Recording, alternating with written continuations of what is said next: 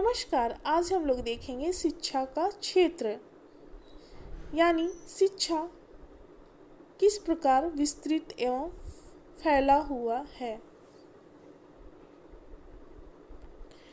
पहला नंबर है शिक्षा दर्शन। मनुष्य का वास्तविक जीवन जटिल प्रश्नों एवं रहस्यों से युक्त है, अतः उसके जीवन रहस्यों एवं मनुष्य के जीवन के प्रति दृष्टिकोण, उनका और उनके आधार पर शिक्षा के स्वरूप, शिक्षा के उद्देश्य और शिक्षा की पाठचर्या आदि का अध्ययन शिक्षा शास्त्र के जिस भाग के अंतर्गत किया जाता है उसी ही शिक्षा दर्शन कहते हैं। यानी कि मनुष्य का जो जीवन होता है अनेक परेशानियों और कठिनाइयों से युक्त होता है। ऐसी स्थिति में शिक्षा उनके बीच महत्वपूर्ण भूमिका निभाती है और उन कठिनाइयों को दूर करने का हमेशा शिक्षा का योगदान रहता है। दूसरा नंबर है छात्र। शिक्षा का क्षेत्र में छात्रों का महत्वपूर्ण स्थान रहता है। छात्र के बिना शिक्षा एवं विद्यालय की कल्पना भी करना असंभव होता है। शिक्षा के क्षेत्रों को बढ़ाने में छात्रों का महत्वपूर्ण योगदान होता है। छात्र एवं शिक्षा दोनों में गहरा संबंध होता है, दोनों एक दूसरे के बिना अधूरा है।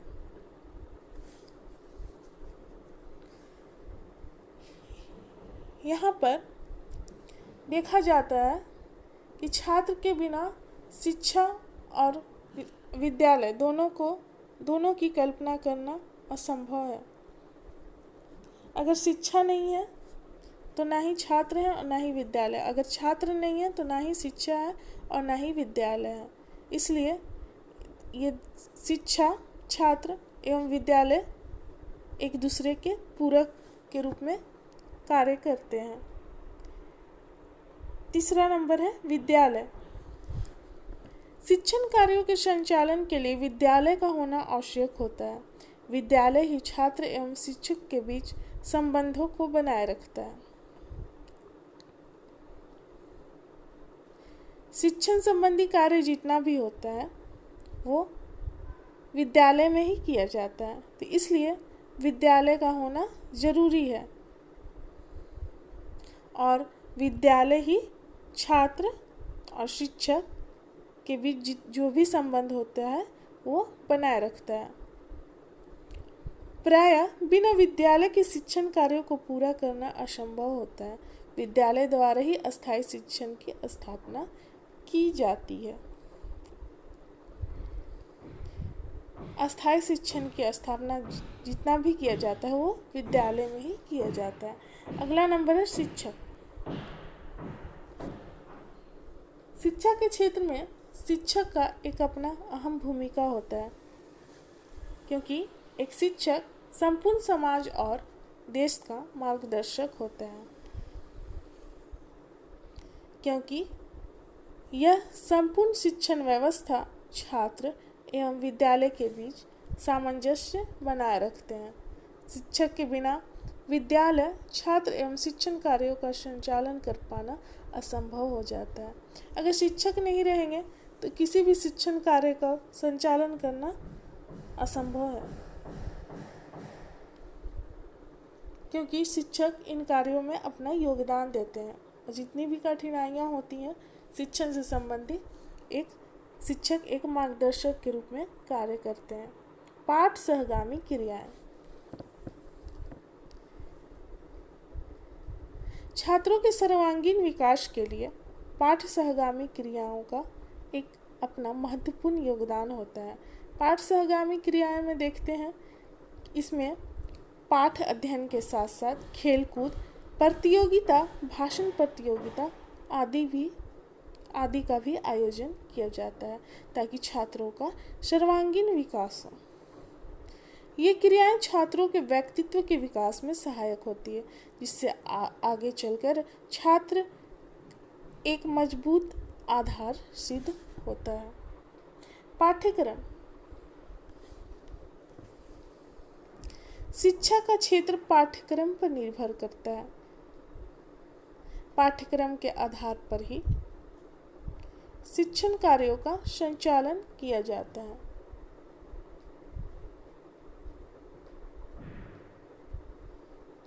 पाठ्यक्रम के अंतर्गत उन सभी विषयों को शामिल किया जाता है जिससे बालकों का सर्वांगीण विकास हो। प्रायः पाठ्यक्रम का क्षेत्र सीमित न होकर विस्तृत होता है, जो बालकों के पूर्ण रूप से व्यक्तित्व को विकसित करता है।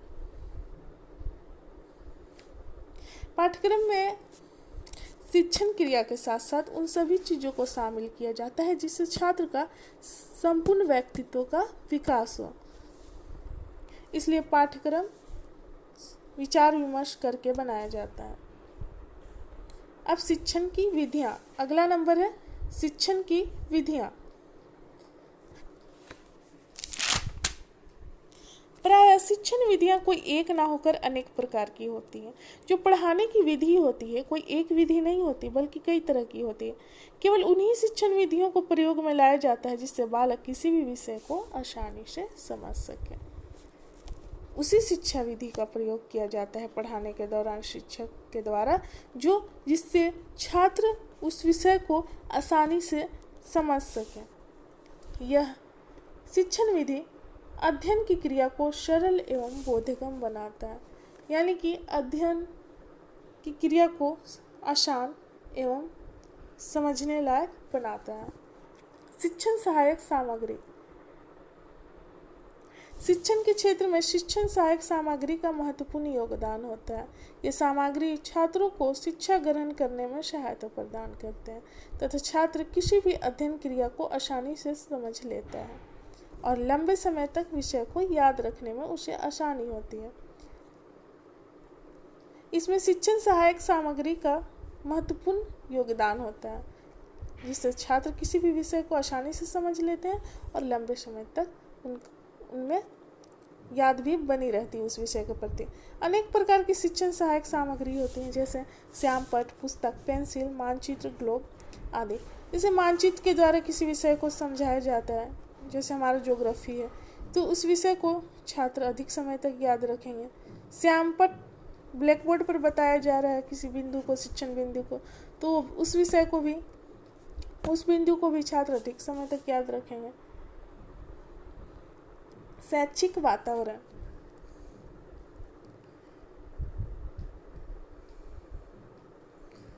शिक्षा के क्षेत्रों को बनाए रखने में एवं उसके विस्तार में शैक्षिक वातावरण का महत्वपूर्ण योगदान होता है। शिक्षण कार्यों का संचालन सही तरीके से वहीं होता है जहां अनुशासन एवं शांत वातावरण हो तथा विद्यालय का स्थान सही एवं स्वच्छ जगहों पर हो। प्राय शिक्षण कार्य का जितना भी संचालन होता है सही तरीके से वहीं पर हो सकता है जहाँ पर अनुशासन हो और वहाँ की वातावरण का माहौल भी शांति हो। इसलिए विद्यालय जितने भी होते हैं साइड में बनाए जाते हैं ताकि बच्चों को किसी प्रकार का डिस्टरबेंस ना हो और विद्यालय का स्थान सही एवं स्वच्छ होना चाहिए। ये नहीं कि गंदी जगह पे बना दिया जाए। इस वातावरण का प्रभाव बालक पर पड़ता है। शिक्षा समस्याएं। शिक्षा में कई तरह की समस्याएं होती हैं। वर्तमान समय में शिक्षा के क्षेत्र में अनेक समस्याएं हैं, जैसे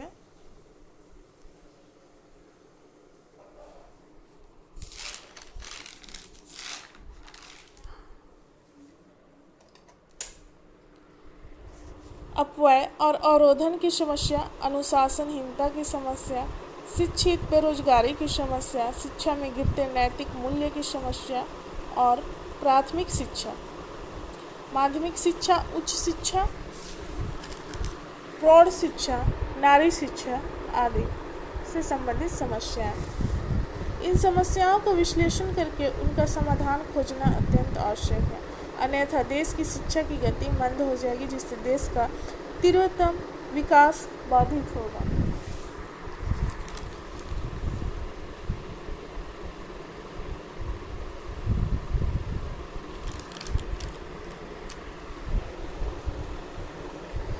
शिक्षा के समय जितनी भी समस्याएं आती हैं उन्हें दूर करने का प्रयास किया जाता है ताकि शिक्षण क्रिया बाधित ना हो। अगला नंबर है शिक्षा प्रशासन तथा प्रबंधन। शिक्षा प्रदान करने की सबसे प्रचलित संस्था विद्यालय है, अतः शिक्षा शास्त्र में विद्यालयों के संगठन और संचालन की विधियों का भी अध्ययन किया जाता है। इसके अंतर्गत विद्यालय संगठन, विद्यालय भवन, समय सारणी, पाठ्यक्रम संबंधी क्रियाएं, प्रधानाचार्य, शिक्षकों और शिक्षणेतर कर्मचारी की नियुक्तियां, कार्यदशा व वेतन आदि की सुविधाएं और उनके पारस्परिक संबंध, बालकों की स्वास्थ्य रक्षा, मूल्यांकन व्यवस्था, शैक्षिक और व्यावसायिक निर्देशन तथा निरीक्षण व पर्यवेक्षण से संबंधित विषय आते हैं। शैक्षिक प्रशासन चुस्त दुरुस्त रहने से ही शिक्षा का स्तर ऊंचा उठ सकता है तथा तभी इनमें गुणात्मक सुधार भी संभव है। शिक्षा का प्रशासन तथा प्रबंधन से महत्वपूर्ण संबंध होता है, इसलिए जिनको जो भी कार्य दिया जाता है, चाहे वह प्रधानाचार्य हो या अन्य कर्मचारी हो, उनके द्वारा कार्यों का संचालन अच्छे तरीके से किया जाना चाहिए ताकि शिक्षण कार्यों का संचालन सही तरीके से हो। शिक्षा का इतिहास वर्तमान के निर्माण में अतीत की उपलब्धि का आधार आवश्यक है। प्राय वर्तमान का संबंध अतीत से होता है, इसलिए अतीत का अध्ययन करना जरूरी होता है, तभी वर्तमान को ठीक किया जा सकता है। आगे देखते हैं। प्रत्येक क्षेत्र की भांति शिक्षा का भी अपना इतिहास है, जिसके द्वारा हम आदिकाल से अब तक की शिक्षा के स्वरूप, शिक्षा की व्यवस्था, शिक्षा की संरचना, शिक्षा के उद्देश्य, पाठ्यक्रम, शिक्षण विधियां, अनुशासन व्यवस्था आदि का अध्ययन करते हैं। अतीत में शिक्षा के वैज्ञानिकों ने किस प्रकार शिक्षा की समस्याओं का समाधान किया, इसका ज्ञान भी हम शिक्षा के इतिहास द्वारा प्राप्त करते हैं। इतिहास से यही फायदा होता है कि पुराने कार्यों को देखते हैं कि कितनी समस्याएं आई इनके बीच और किस प्रकार समाधान किया गया, और वर्तमान में भी जितनी भी समस्याएं आती हैं उन्हें दूर करने का प्रयास किया जाता है। आगे देखते हैं। क्योंकि आदिकाल से लेकर अब तक शिक्षा का जो स्वरूप रहा है, उसकी जो व्यवस्था रही है और उसके जो परिणाम रहे हैं, उन सब का विस्तृत अध्ययन नहीं करते, तब तक हम उचित शिक्षा की व्यवस्था नहीं कर सकते हैं। अतः वर्तमान में शिक्षा के इतिहास का अध्ययन उनके समस्याओं के समाधान हेतु आवश्यक है। इतिहास का अध्ययन का महत्वपूर्ण भूमिका होता है ताकि वर्तमान में जितनी भी समस्याएं आए उन्हें आसानी से दूर किया जा सके। तुलनात्मक शिक्षा। वर्तमान समय में तुलनात्मक शिक्षा द्वारा अनेक देश और राष्ट्र के लोगों के अनुभवों का लाभ उठाया जा रहा है। शिक्षा शास्त्र के क्षेत्र में भी विभिन्न देशों की शिक्षा प्रणालियों का तुलनात्मक अध्ययन किया जा रहा है और उसके गुण दोषों का विवेचन किया जा रहा है। विकासशील देशों के लिए तो यह बहुत उपयोगी और आवश्यक है। विभिन्न देशों के शैक्षिक मॉडल को किस प्रकार देश की परिस्थितियों के अनुकूल बनाकर सफल बनाया जाए, यह सब अध्ययन तुलनात्मक शिक्षा के अंतर्गत किया जाता है। यानी कि देख लीजिए, तुलनात्मक शिक्षा का एक अहम योगदान होता है और विभिन्न देशों की शिक्षा का अध्ययन किया जाता है कि उस कंट्री में किस प्रकार की एजुकेशन है, और उसी के आधार पर अपने कंट्री में उस शिक्षा प्रणाली को अपनाया जाता है ताकि छात्रों का सर्वांगीण विकास हो। अगला देखते हैं। शिक्षा तकनीकी। किसी भी क्रिया को सफल बनाने के लिए तकनीकी का अपना अहम योगदान होता है, इसलिए वर्तमान में तकनीकी का अधिक से अधिक उपयोग किया जा रहा है। शिक्षण को सफल बनाने में शिक्षण तकनीकी का विशेष स्थान होता है। प्रत्येक विषय, चाहे वह कला हो या विज्ञान हो, वाणिज्य हो या कृषि आदि से संबंधित हो, प्रत्येक विषय के शिक्षण हेतु भिन्न भिन्न विधियों एवं परिविधियों को अपनाया जाता है। इन सभी शिक्षण विधियों व परिविधियों आदि का अध्ययन शिक्षण कला एवं तकनीकी के अंतर्गत किया जाता है। अगला पॉइंट है शिक्षा मनोविज्ञान। मनोविज्ञान का मतलब है दूसरे के मन को समझना, इसलिए एक टीचर के लिए मनोविज्ञान का ज्ञान होना जरूरी है ताकि वह छात्र की परेशानियां, समस्याएं और जितने भी उनके छात्रों के समझ कठिनाइयां हैं उसे आसानी से समझ सके और उसे दूर करने का प्रयास करे। आधुनिक शिक्षा का केंद्र बालक है, तो उसको जानना व समझना अत्यंत महत्वपूर्ण है। बालक की प्रकृति, उसकी विकास प्रक्रिया, उसकी बुद्धि, योग्यता, क्षमता, रुचि, अभिरुचि, अभियोग्यता, चिंता, स्मृति, कल्पना आदि का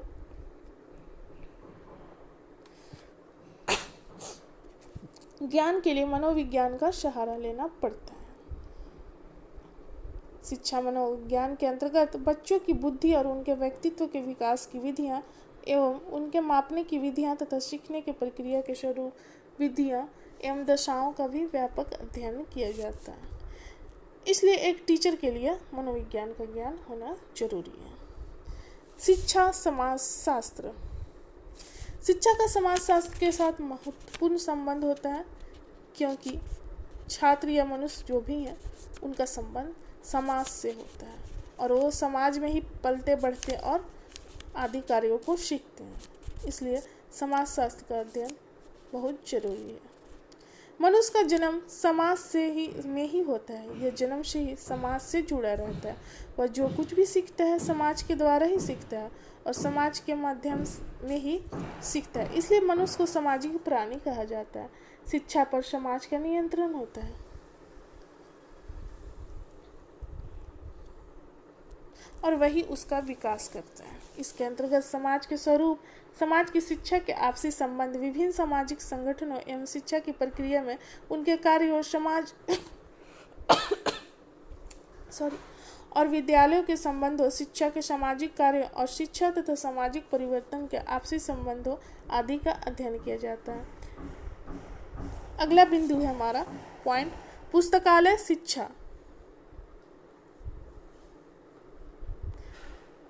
पुस्तकालय शिक्षा का एक अपना अहम योगदान होता है, जिसके द्वारा छात्रों के मानसिक, व्यक्तित्व और सर्वांगीण विकास किया जाता है। यह शिक्षा छात्रों की उनकी आयु एवं योग्यता के अनुसार दी जाती है। अगला है अध्यापक शिक्षा। प्राय अध्यापक को शिक्षित होना जरूरी है। अगर अध्यापक शिक्षित नहीं रहेंगे तो वह छात्रों को पूर्ण ज्ञान नहीं दे सकते हैं। इसलिए अध्यापक के लिए शिक्षा जरूरी है। अगर वो शिक्षित रहेंगे तभी दूसरों को शिक्षित कर सकेंगे, क्योंकि वो राष्ट्र का मार्गदर्शक होते हैं। यहाँ पर हम देखते हैं, शिक्षा के क्षेत्रों में विकास तभी हो सकता है जब अध्यापक पूर्ण रूप से शिक्षित हो। एक शिक्षित अध्यापक ही शिक्षण कार्यों का संचालन उद्देश्यपूर्वक तरीके से करता है। अध्यापक अपने शिक्षण कार्यों में पूर्ण रूप से निपुण होता है तथा वह राष्ट्र और समाज का मार्गदर्शक होता है और वह छात्रों का संपूर्ण व सर्वांगीण विकास करता है। अब देखते हैं स्त्री शिक्षा।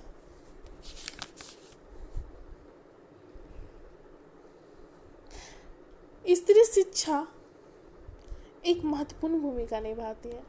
इससे स्त्रियों को ज्ञान होता है कि वो उनका समाज में क्या स्थान है और उन पर किसी प्रकार का भी शोषण होता है तो वो उस शोषण को दूर करने का प्रयास करती हैं। अगर वह शिक्षित रहेंगे तभी उन्हें शोषण से आसानी से मुक्ति मिल सकती है।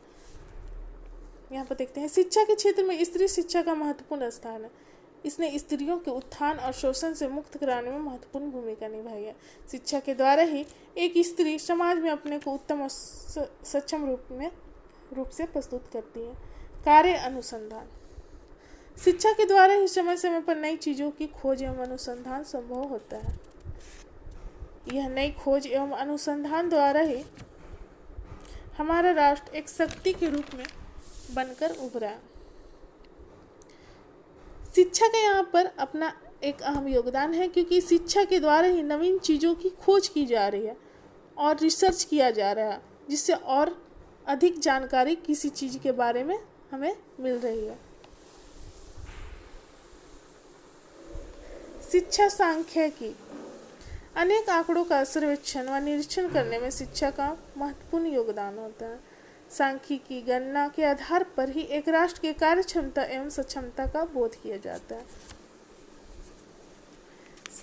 शिक्षा सांख्यिकी का यहाँ पर महत्वपूर्ण स्थान है, क्योंकि इससे किसी राष्ट्र की कार्य क्षमता और सक्षमता की आंकड़े निकाले जाते हैं और देखा जाता है कि कितना डेवलप किया है और कितना अभी करना है। शिक्षा में मापन तथा मूल्यांकन। किसी भी चीज़ का मूल्यांकन करना जरूरी होता है, क्योंकि मूल्यांकन के आधार पर पता चलता है कि उसमें कितनी कमियां हैं और उसने क्या ग्रहण किया है।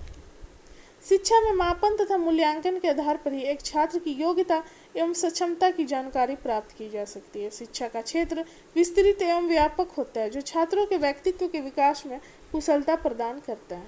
शिक्षा तथा नवाचार हमारा लास्ट पॉइंट है।